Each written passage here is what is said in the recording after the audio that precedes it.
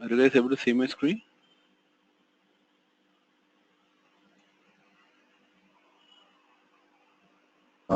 There's only me. He came and left. This guy, Satish. Satish? Oh, he left. Yeah. Yes, he left. Okay, no problem. Okay. Are you able to see my screen? Yes, yes. I can see. Okay, right.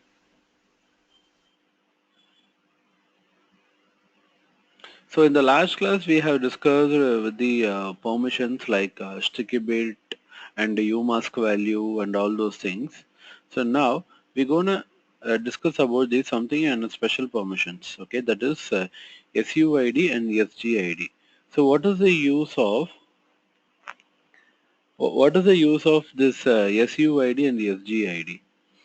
Now, say for an example, the SGID. Okay, how we can apply the SGID here? So before that, so group ownership provided to a directory where all the file and folder created after setting the GID for a directory will have the same group ownership. So that is even if we are using the chone-r. Okay. Now say for an example, we have a directory called D3. Okay, vls-l D3. Now say for an example under D3 I'm just creating these files. Say 1.log, 2.log, 3.log. I'm creating these three files. Now what happens? Now the file ownership belongs to root, group ownership also belongs to the root. So I'm using chown -r, okay, as to which user, what the user we have, say user 3, okay. So chown -r user 3 and the D3 directory. So now the ownership for all the files, the ownership will change to the user 3, right? Okay, let me make it to the groups. Okay, now I am changing the group ownership instead of owner. I am changing the group ownership. Now see now ls hyphen ld d3. So the group ownership has changed to user 3. Okay, and check the content of the same. Okay, now the content also changed to the user 3. Now there will be a disadvantage when we are using this ch group. Now after applying this command, okay, after applying this command all the files has been changed. But when I'm creating some files again, say 4.log, 5.log, okay, now you can able to see that the group permission was not applied to the files which has been created now. The group permission user 3 is having only for the previous one, that is where we have executed the command. If you want to make it permanent, if you want to make this for whatever the files which we are creating under a particular directory, if the group permission has to be inherited, then we need to go for this SGID. Now, say for an example, I am applying the SGID chmod, okay, G plus CS, what is that, D3 directory. Okay, now we have applied the set GID. Okay, SGID has been applied to this D3 directory.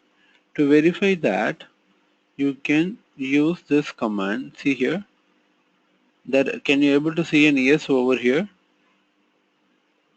So that is in the group section there will be a yes. So it means that it is having the it is having the SGID. So after applying this, I am creating some of the files again. Touch a space 6.log 7.log, okay, and ls-ltr d3. See here, Now for the 6 and 7, the group ownership is user 3. Okay, so now whatever the files or the directories which we are creating, okay, which we are creating, it will be having the same group ownership, that is the as user 3. For that reason, here we have applied this SGID permission.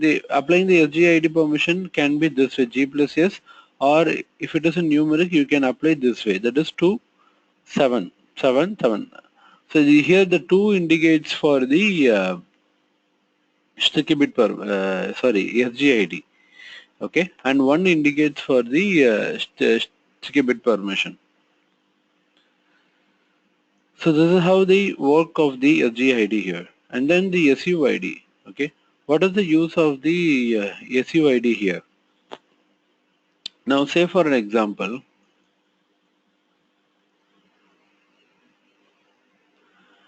we have a file called /etc/password.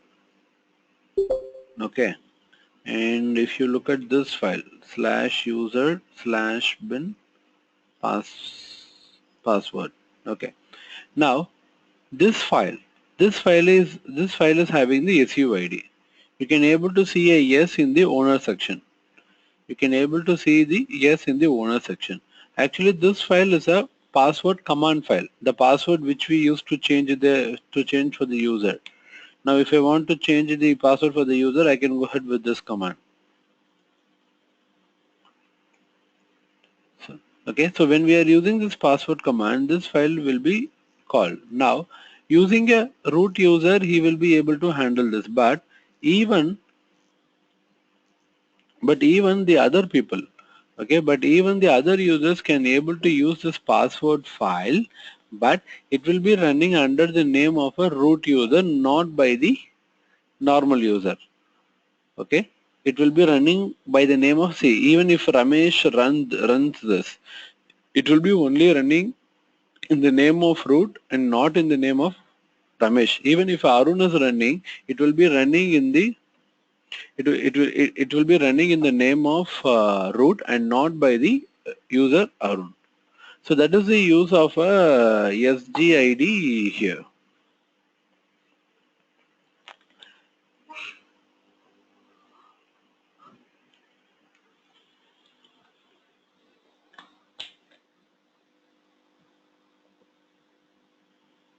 Okay. So these are the different modes which we have, like how to apply this sticky bit permission, group ID, and the SUID. So there are different ways of giving the permission and removing the permission. So I have given the commands for all the scenarios here. So you can practice the same. And the next one is the ACL. Okay. So what does this? Okay, what does this ACL does? Okay, what this ACL list does? Okay, as a system admin. Okay, as a system admin, now say for an example, our priority will be to protect and secure the data from the unauthorized services. Okay. Okay. So here in this ACL permission, okay, in this ACL permission, what is the aim of using the ACL permission? Now say for an example, I have a one file, okay, I have one file called f1.txt. Okay, so in this file you will be having a permission to the owner, to the group, and to the others, right? Now say for an example, for owner I have the read, write, execute permission. Okay, for group I am having the read, write, execute permission, these two. Okay, for others I don't have any permission. For others I don't have any permission. Now in this situation, okay, now in this situation I want to give one permission to the user who is not part of this group. Now say for an example, I want to give permission to the another user called Ramesh. Okay, I want to give the read permission. Okay, but if I give the permission, I'm giving now for others. Okay, if you see the others, if I give the read permission here to the others, everyone can able to read the file, right? Everyone can able to read the file. So instead, what I'm doing here is using ACL permission. Okay, using the ACL permission, I am giving the read permission only to the Ramesh. Okay, all the group members can able to access, owner can able to access, and apart from these two, only the user Ramesh will be having the read permission. How it can be achieved? It can be achieved by using the ACL permission. Okay, right. So this is how I have just given in wordings. As a system admin, our first priority will be protect and secure data from the unauthorized access. We all are aware of the permission that we set using some helpful Linux commands such as the commands which we have seen so far, chmod, chown and chgroup, etc. Okay, so the commands which we are using so far. However, these default permission sets have limitations. These default permission have the limitation. Sometimes will may not work as per our needs. So far we are using SGID, special chmod and everything. Now, say for an example, we cannot set up the different permission sets for the different users on the same directory. So far from the commands what we have studied, we cannot set up a different permission sets for the different users on the same directory, right? But it can be possible by using the ACL permission. Now, I'm adding to this point. Okay, adding to this point, Ramesh is having the read permission. Okay, I would like to assign for Arun, I'm giving the write permission. Okay, and for Sai, I'm giving the execute permission. So these are the different permissions for the different users. Okay, so this can be achieved by using this ACL. So let's see the commands for the same. Okay, now I have a file called what is that? Say F2. Okay, so to check the current ACL permission for a particular file, you can use the get FACL A2. Okay, sorry, F2. What it says? The file name is F2. Owner is root. Group is also root. So others is having read and write permission. Now what I'm doing here is I'm removing the permission for others. That is what we can say. We have now 660 and it's F2.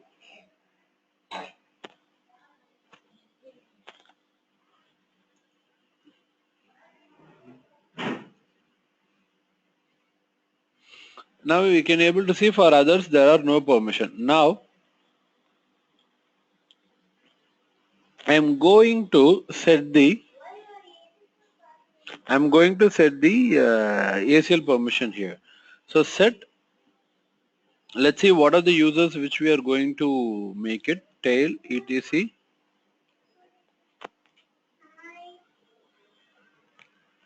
Okay. Excuse me.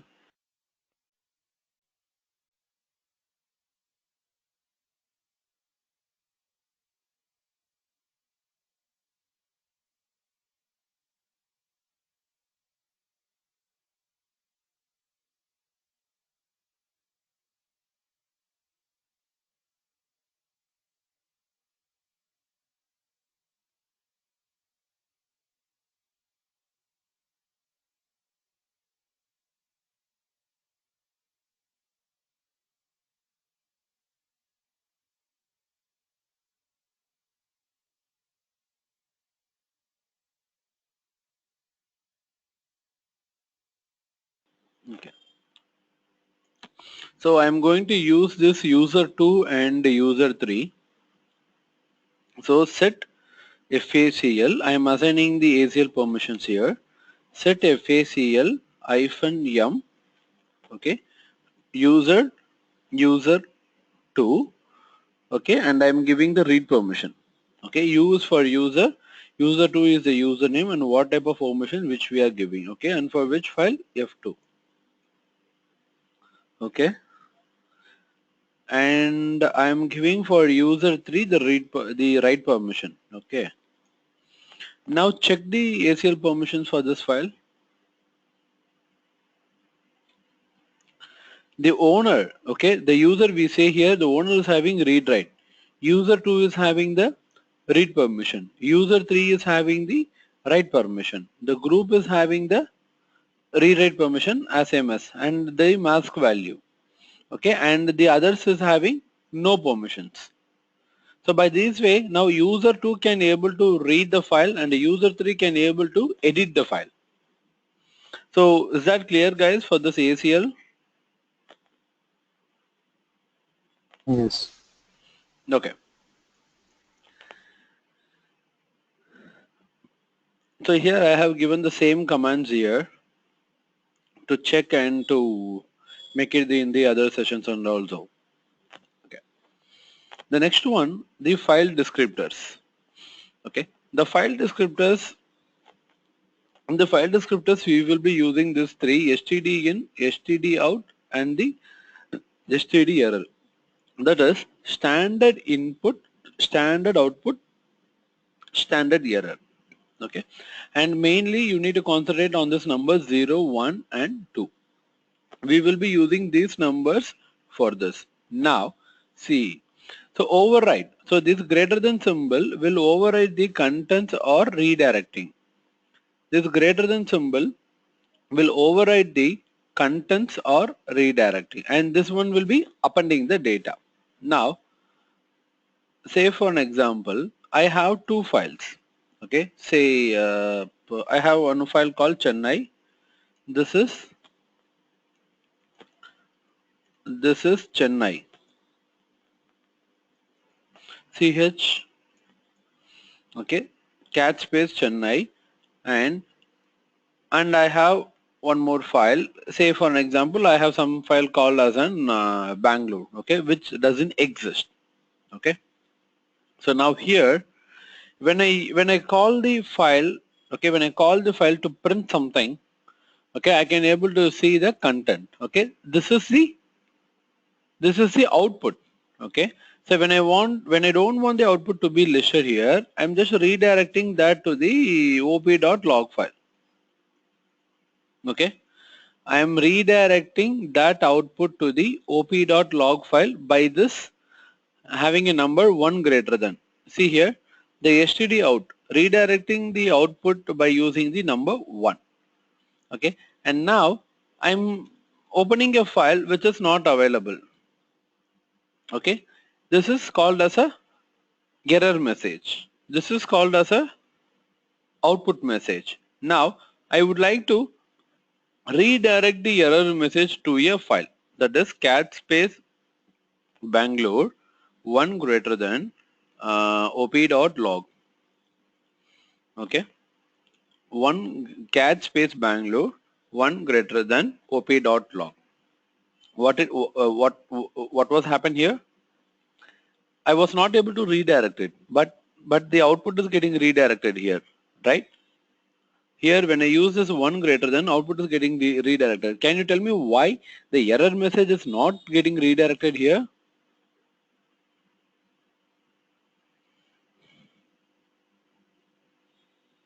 Sai, Ramesh, can you guess? Yeah. Sorry. Why error message is not getting redirected to this op.log file? It's a 2. There is no 2.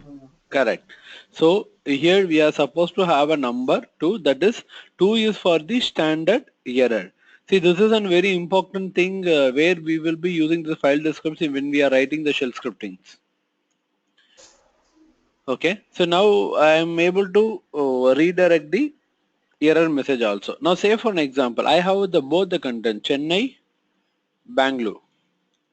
Okay, so now Chennai will produce the output message. Bangalore will be producing the error message, output message and the error message.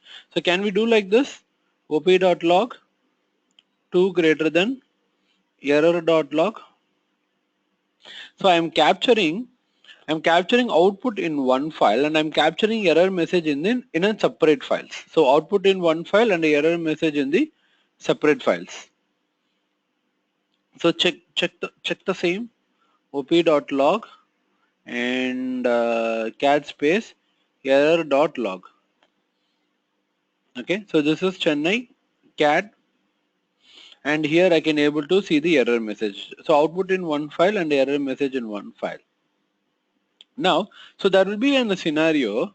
Okay, now Ramesh says I want both the output and the error message in a same file. I don't want to make the messages in the individual files. So we can also make it by this way, op.log. So as per Ramesh requirement, I'm changing it the output message, the error message to be redirected on the same file. Now check out the same op.log.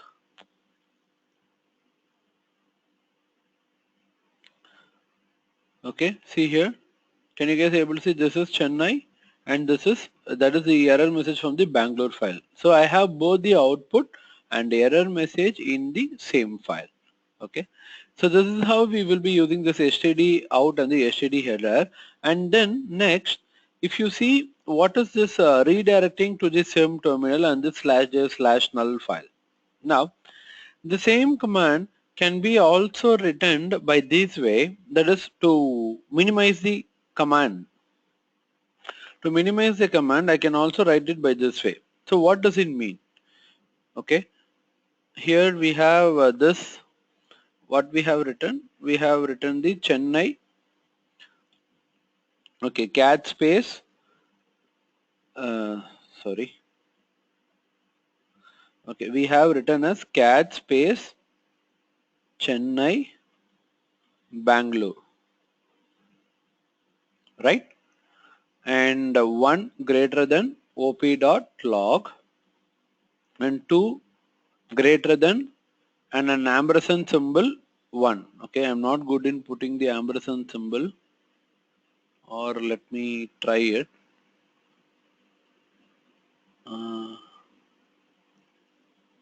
Okay, ampersand 1. Now this command says output is getting redirected to the op.log file. Okay, 1 is getting redirected to the op.log file, and the error message is getting redirected to the same terminal where output is getting redirected. So where output is getting redirected? To the op.log file.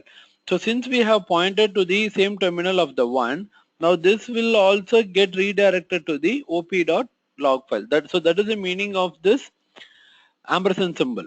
So the error message, that is 2, will also get redirected, okay, will also get redirected to the same place, where 1 will get redirected. Okay, see here. Now let me execute this. Check the op.log file. So do we have both the output and the error message? Guys, do we have both the error message and the output in the same file? Yes. Yeah, so that is the use of using the ampersand symbol. See, even we can able to use the op.log file also, but the command will be seeing little bit lengthy, and to make use of the options available in the units, we will be using this ampersand 1. And what is that? If you see in the real-time scripts, so all the scripts will be having this ampersand 1. Okay, right. And the next file, the /j/null. What is the /j/null? Okay, now before getting into the /j/null, so let me ask you a question. So 2 greater than ampersand 1, 1 greater than, okay, 2 greater than ampersand 1 and 1 greater than op.log. Okay, if I execute this command, what will happen? What will be The print? same results. Same results. Yeah. Okay, Sai, yourself? Sai is Yes. available. Yeah, I'm aware of it. Yeah, if I execute it, what will happen? What will be displayed on the terminal? Same like before. Same as like before. Yeah. So, okay, so are you guys sure about it? So I have a question here. So is true for file name or just the command standard output? Hey, 2 for the error Standard error. message, Standard error. Ramesh, standard Okay, error. then there's gonna be like gives you error because the 2 is for standard error. So where the Chennai file is already here, so it's not gonna work. So then the output will be different, I guess. Okay, okay, let me be precise in my question. After running this command, will be anything displayed on the terminal? Yes or no? If it is yes, what will be the message on the terminal?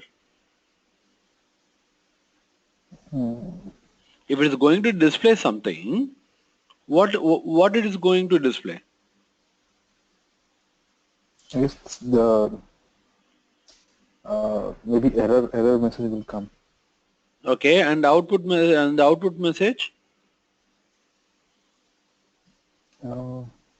The same as error will get, I guess. Output is the same, right? Output. If you See, I think, already I have told the difference between output. This is the output message. This is the error message. Okay. So now okay, again. so here you'll get the output as no such file directory, and the input and the input is this is Chennai. I mean the error message is this is Chennai. You'll get that. This one. So you mean both both the lines will be displayed here? Both lines displayed, but in a opposite way. Okay. So first the error, second is the this is Chennai. This is Chennai. Yes. Okay. Right. Okay. So okay. Guys. Okay. I appreciate your workaround. Now, what will happen here is, it will display only the error message and output will be redirected to the op.log file. When we are running this, it will display only the error and output will be getting redirected to the op.log file. The reason here is, okay, see here, the reason here is, here we are using cat Chennai Bangalore 2 greater than 1, that is the ampersand 1. Now see here in the previous example, okay, the same scenario which we have used, right? Here we are using 2 greater than and the ampersand 1 and 1 greater than op.log, right? So here what I'm doing is 2 greater than ampersand 1. So error message should be redirected to the same place where 1 is getting redirected. So before this, did I give any instruction here where 1 is getting redirected? No. But see here, when we are saying that the error message should be redirected to the same place as 1, here I have given the instruction 1 is getting redirected to the op.log. So error message will be getting redirected to the op.log file. Here in the second case, I haven't given any instruction where 1 is getting redirected. So the error message will don't know where to go, and then it will be printing in the terminal itself. Okay, and in the second, output will be getting redirected to the op.log file. So you guys got it? Yep.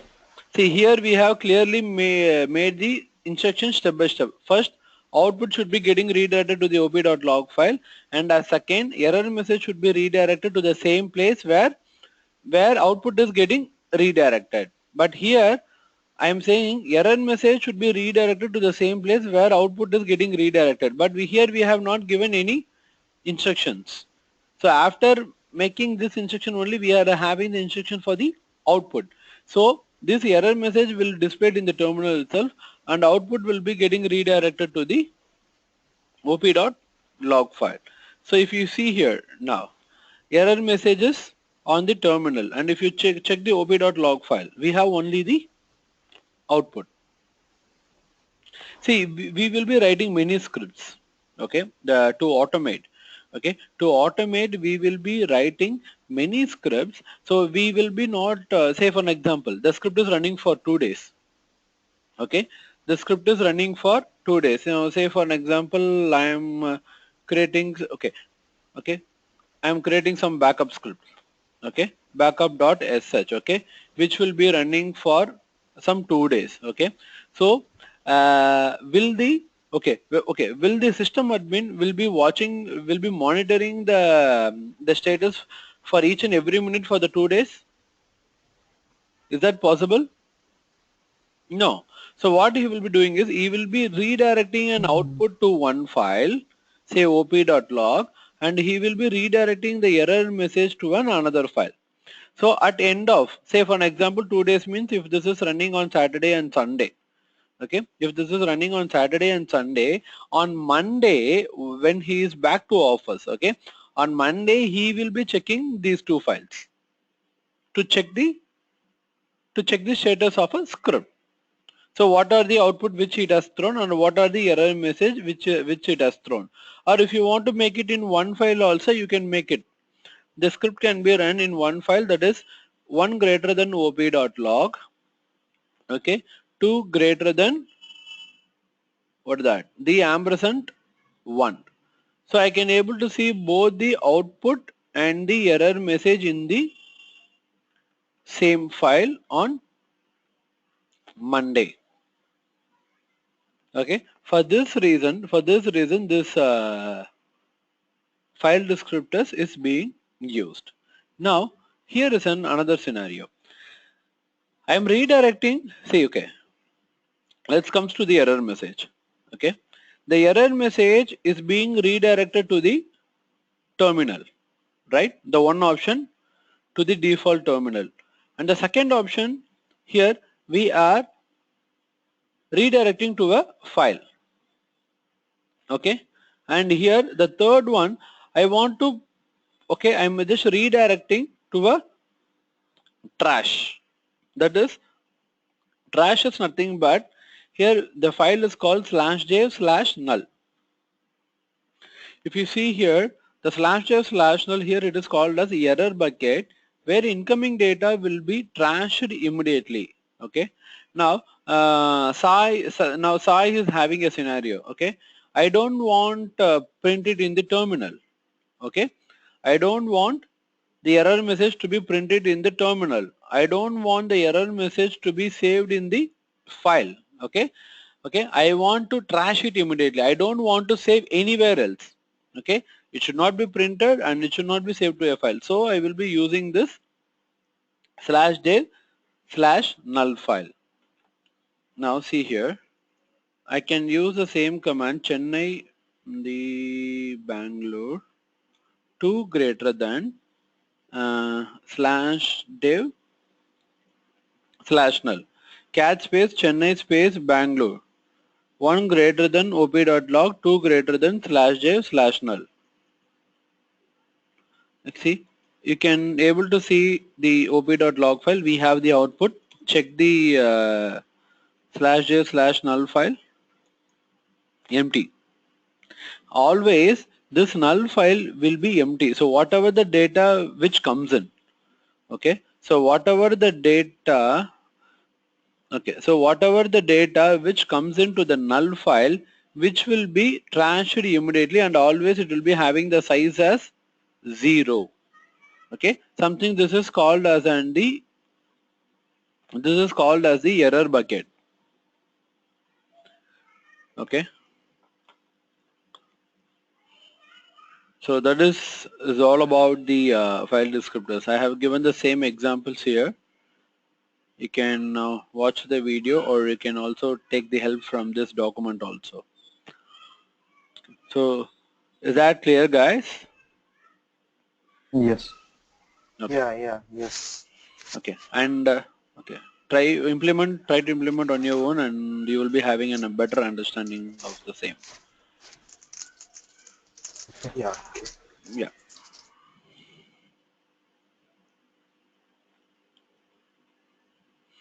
Process, this will take a little bit long time. So I hope we can start it tomorrow. And this is one of an important one. Okay, let me take you guys to another topic called as schedulers, which is related as same as to this the file descriptors.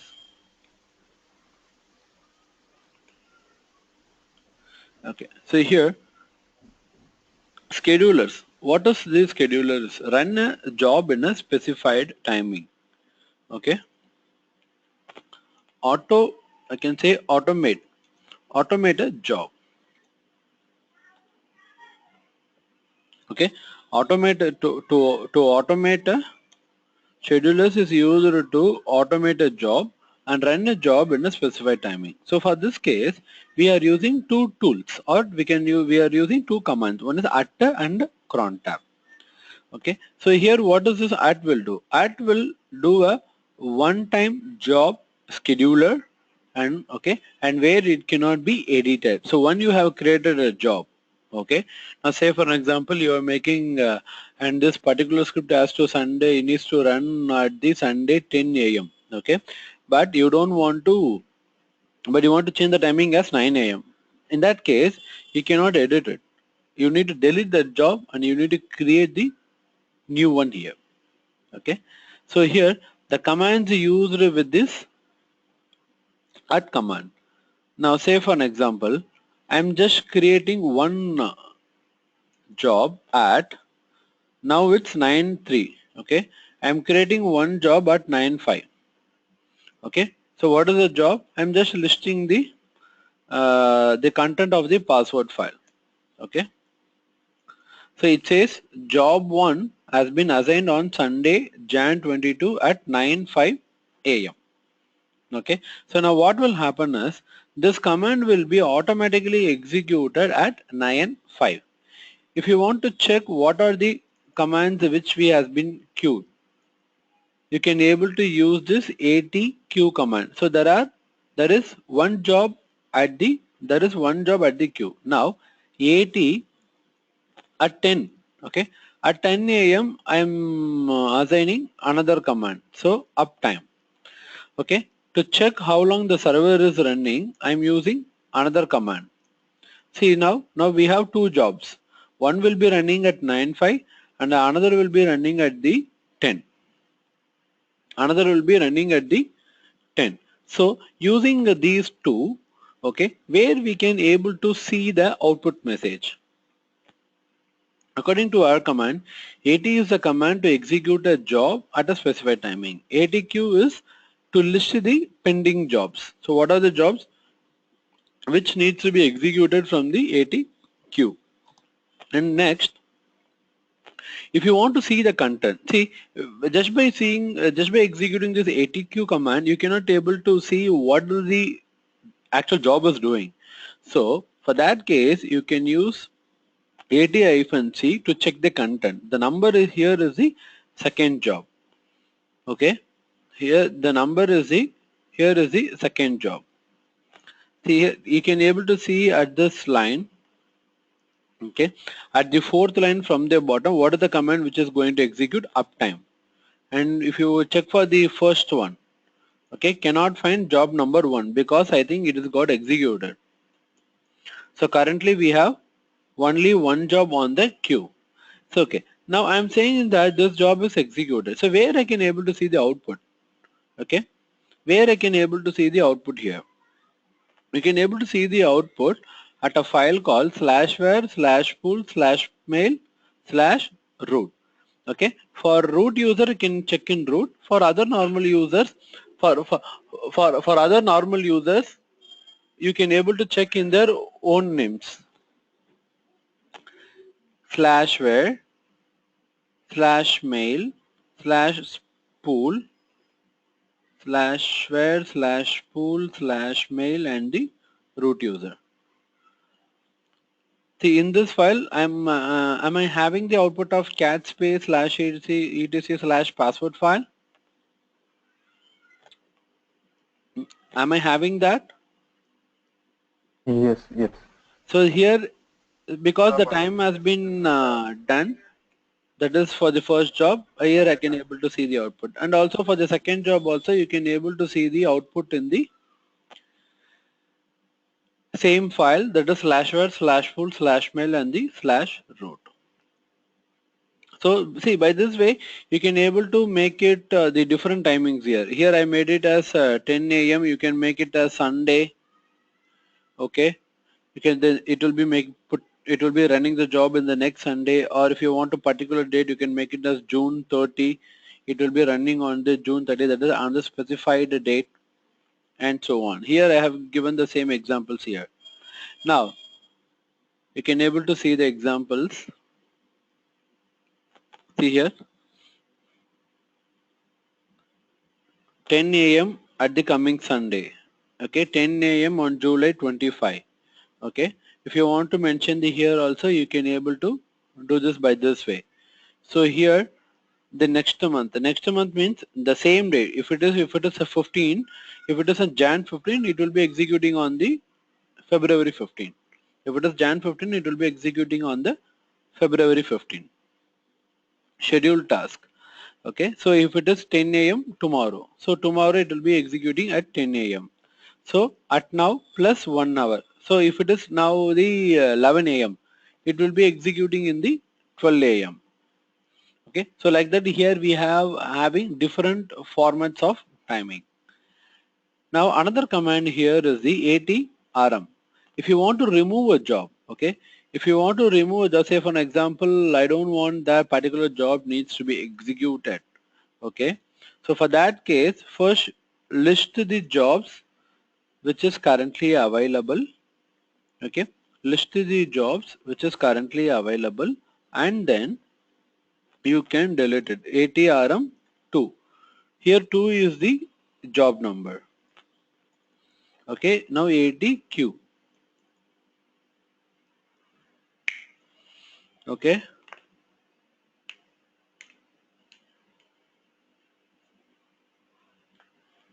So that's how we used to assign a job using AT command.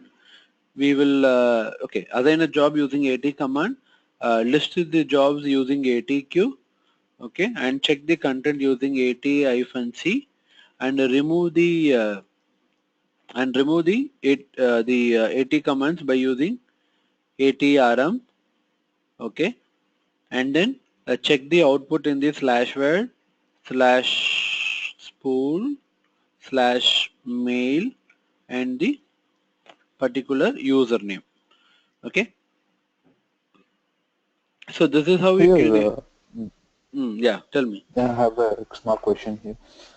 So if we have got like 1,000 jobs, as in that we got 1,000 jobs to do that. So it's very, it's very inconvenient to check all the jobs which you want to delete. So in what that way? So if we remember the date, okay, I want to delete the particular date on the day job. So does we need to just ITRM on the date? Should we mention that? Okay, I got your point, but here we don't have the option to delete the 80 jobs using their dates. We can able to delete only by their numbers. So because here this 80 commands is being generated by the user, okay, system will not know to delete it in any particular way. There might be many jobs. Say for an example, I have a file like this, AT space cat space etc 80 dot. Okay, I have this file 80.deny, and I have another file cron.deny. Okay, there are two files. Okay, now in both the files the content are empty. Okay, now what will this file, this both the file will do is, now say for an example in my team. Okay, I am the system admin. Okay, for an example I am the okay, I am the system admin. Here in my team I have the users Ramesh, okay, and I have Sai, and I have Arun. Okay, so for these three users, for Ramesh, okay, say for an example at and the cron tab. So these are the two schedulers. Okay, for Ramesh I want to give the at access. I don't want to give the cron tab access. For Sai I want to give the cron tab access. I don't want to give the at. For Arun, I don't want to give any access. So because, say for an example, now Arun will be not able to use the at because I have not given the access, and also he will be not able to use the cron tab. Now, if I give the access for everyone on all the schedulers, people will be misusing it. Okay, misusing in the sense where if they are scheduling many jobs in the using a tool, again the CPU consumption will be more. Hope you guys got it. Yeah. Okay, Yeah. now Ramesh And is setting some 50 jobs, Sai is setting some 100 jobs, Arun is setting some 200 jobs. Okay, so which are unwanted things, just to check their own settings, they are using some scheduled job. So to that case, here I am restricting to the user who needs to use the at and the cron tab. Now say for an example, in this file, okay, cat etc at dot deny. So here I am including the user Ramesh name. Okay. I am using the user Ramesh name. Here and the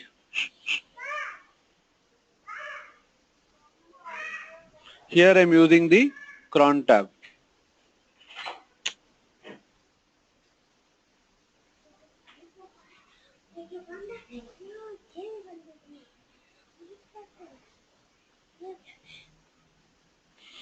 See here, here I am using user 3 in cron tab. So now here we have in at file we have Ramesh name, and in cron.deny file I have, no, you put the wrong file in the VIETC okay, 80.com. okay. Okay, so here here we have added user 3. Now see here, normally users will be having the access. By default, all the users will be having the access. Now user 3 is okay. Let me create a password for the user 3. Password user 3.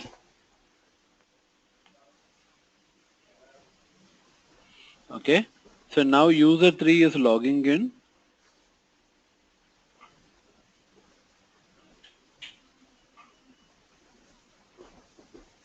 Why user 3 is not able to?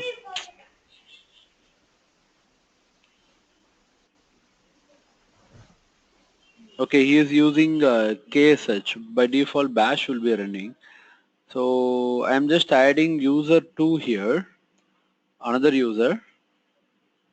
Okay, I am trying to logging in as the user 2.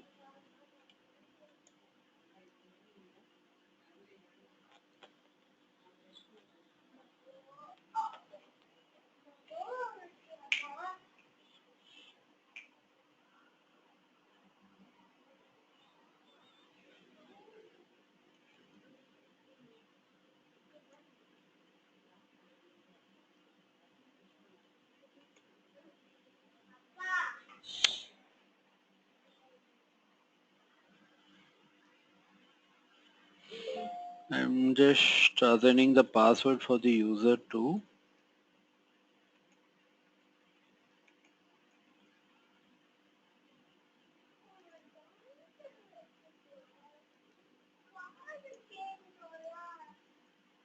Okay, now we have logged in with the user 2. Now user 2 is trying to access the cron tab file. Okay. So what it says? User 2 is not allowed to use this program. So by this way we can able to restrict, as an admin we can able to restrict the users by adding their name in that deny file. Okay. So this is how we can able to control the jobs. By default every user will be having the access. If you want to deny the access, then you need to make it to the deny file. Okay. And then So the both are same, at and cron tab? correct. At and cron. No. Again, still we are yet to discuss about the cron tab here. Oh, okay. Okay. So now getting on to the cron tab. See, getting onto the cron tab here, the same when compared to the add, cron tab is a little bit powerful. Okay. So how it is powerful? Here, by using this 5 stars,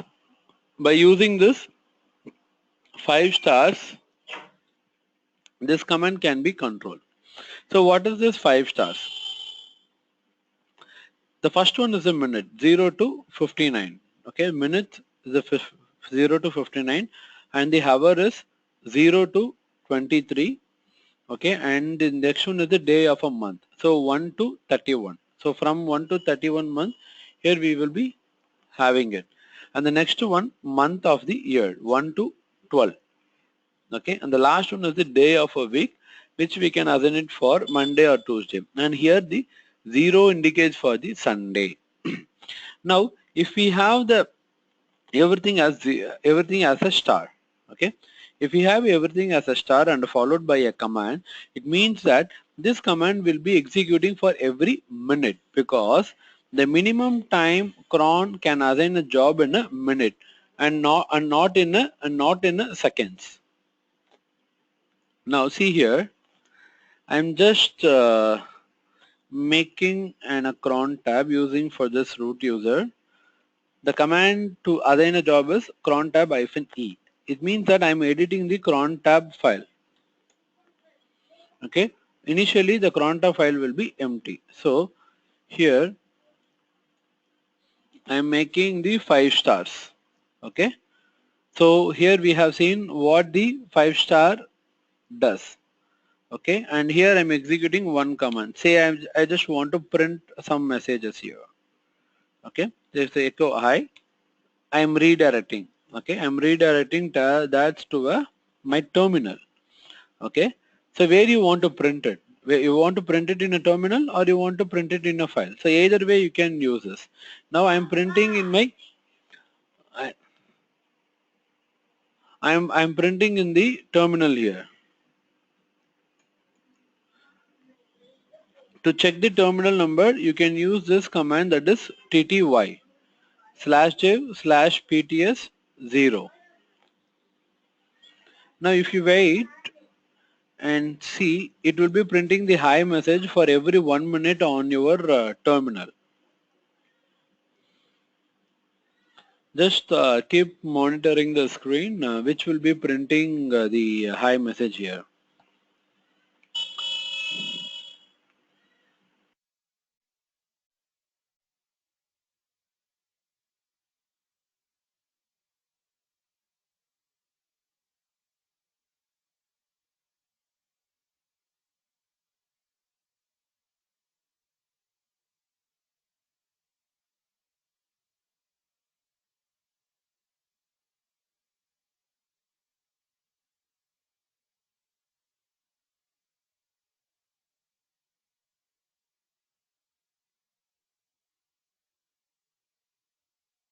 So is that the first hi messages got printed?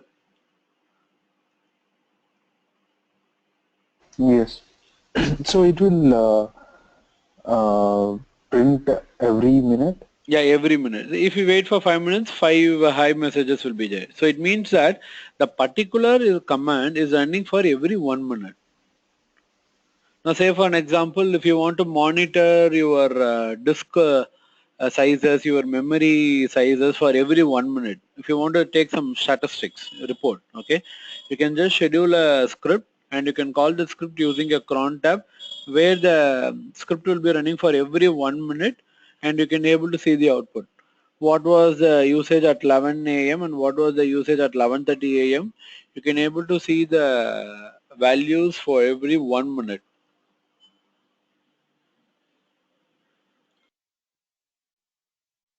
Yeah, got it.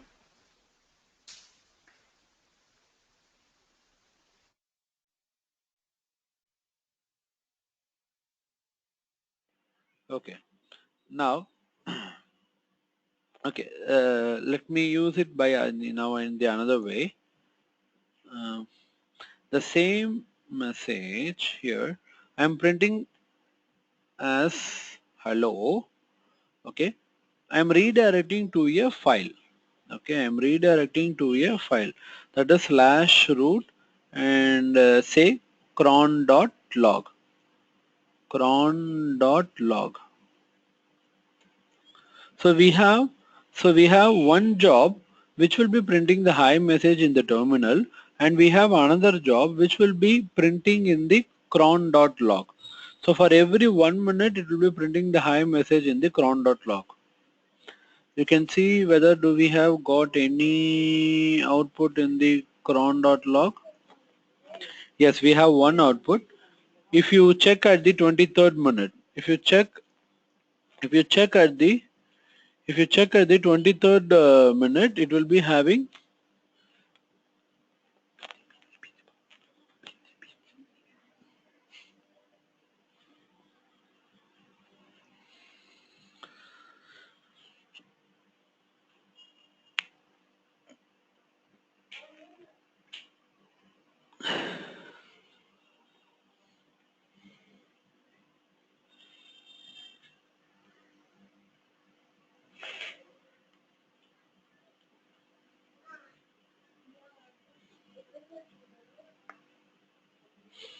Okay, now I'm going to check this log file again.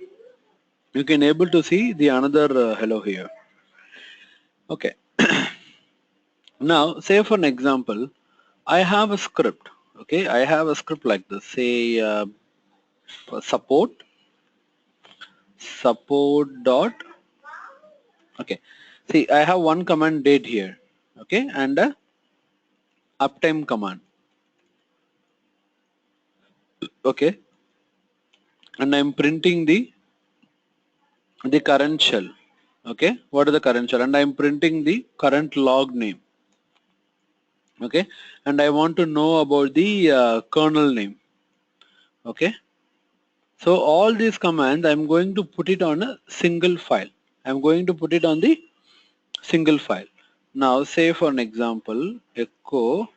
Now I'm going to create a file called date. Okay, date, sorry, echo date double greater than support.sh. So this is my one command, and uptime, and this is my second command to the script, and this is my third command, that is $log name, and this is my fourth command, shell. Okay, and what else we had? We had uname -r. Okay, so if you check the content of the support script, okay, so these are the commands which we have in the support file. Now all these four commands will be executing. Okay, will be executing when we are calling this support file. Now cron tab, okay, -e. Okay, I am making this as that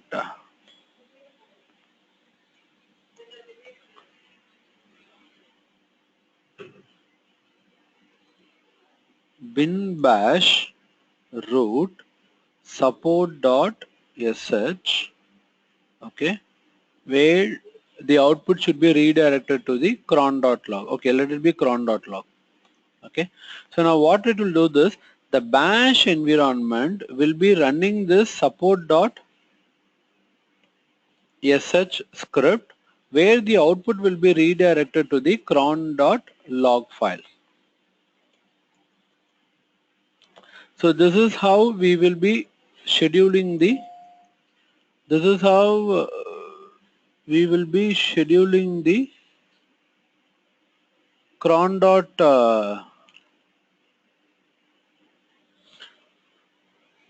file for the automation. Now after some minutes you can able to check the output in the cron.log file. Okay, see here, for the first minute it has printed the date, it has printed the output of what is that, uptime command, printed the output of the kernel file, right? Sorry.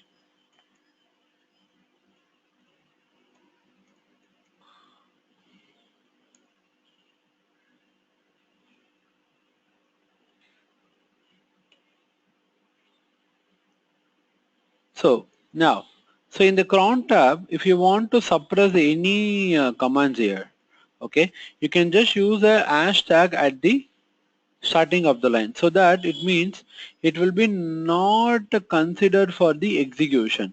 When you have this hashtag, when you have this hashtag at the starting of the line, it means that this will be not considered for the execution. Okay, now you will be having some 10 or 15 jobs. Okay, for that case you don't want to delete the job, just comment it so that you can able to use it in future just by removing this hashtag. So that is the another scenario here. Okay, how we can able to make with the different timings in the cron tab. Now say for an example, I want to schedule a job at 10th June at 8:30 a.m. at 8:30 a.m. So here 30 defines the minute as per our the first star defines the minute, and second star defines the hour, that is 8:30, and 10 is the day of a month. Okay, or we can say date of a month. So that is 10th date on June, that is 6th is a month, and on which day. So because since we have made all this day and the date, we can make the last value as a default value, that is the start. And what we want to run, we want to run this backup script. So this backup script will be running on this particular timing. Okay, now on the second case, I want to run a particular script on a twice in a day on everyday basis. Okay, that is 12 p.m. and 9 p.m. Example, 12 p.m. and 9 p.m. The minute will be 0. Hour will be 12, 21. Okay, on which day of a month? Every day. On which month of a year? Every month. On which day of a week? On every day. Okay, so this script will be running, that is monitoring.sh, and it will be redirecting its output. And it will be redirecting its output to the mon.op. Okay, and it will be redirecting its error message to the mon.err. Okay, and the other scenarios, if you want to only a job should be running only on the weekdays. Okay, that is Monday to Friday between 9 a.m. to 5 p.m. for every 2 hours. So for that case here you will be having 0 minute, 9 a.m., 11 a.m., 1 p.m., 3 p.m. and 5 p.m. Okay, on which day of a month? Every day. On which month of a year? Every month. And here it comes, on which day of a week. I want to run it only from Monday to Friday. So I can able to use 1, 2, 3, 4, 5. 0 and 6 for the Saturday and the Sunday. And here the next example, if you want to run a job for every 2 minutes, you can use this syntax. And if you want to run for every 10 minutes, you can use this syntax, that is the minutes divided by 10. Okay, if you want to run a job for every 1 hour, you can use this syntax. Okay, so this is Paul about the cron tab. So you can schedule a job and you can check the same. See, all the time to run this to run this, the server should be up. To run this, the server should be up.